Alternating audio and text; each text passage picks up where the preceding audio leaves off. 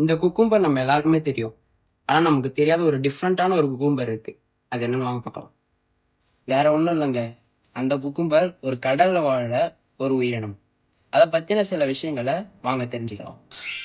Other sea organisms like fish, crab அதை attack பண்ண வரப்போ அதோட குடலை தன்னுடைய ஆனஸ் வழியா வெளியேற்றிடுமா.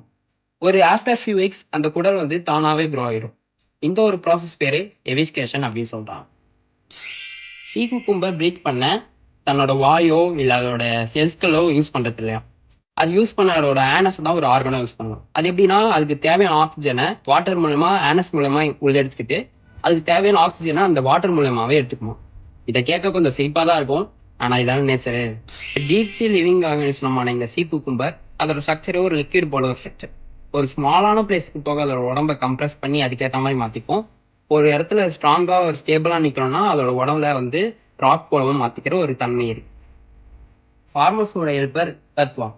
அந்த மாதிரி கடலோட ஹெல்ப்பர் வந்து இந்த சீ குக்கும்பர். அது கடல்ல இருக்க அழுக்கு மணலை சாப்பிட்டுட்டு நல்ல ஒரு மணலை வந்து வெளித்தரும். அந்த மாதிரி இந்த கோரல் ரீஃப்னு சொல்றோம்ல பவளப்பாறை, அதுக்கு ஒரு நல்ல ஒரு அதோட ஆரோக்கியத்துக்கு முக்கியமான ஒரு அங்கம் இந்த சீ குக்கும்பர். இது போல அமேசிங்கான விஷயங்களை தெரிஞ்சுக்க மறக்காம என்ன ஒரு ஃபாலோ பண்ணிக்கோங்க.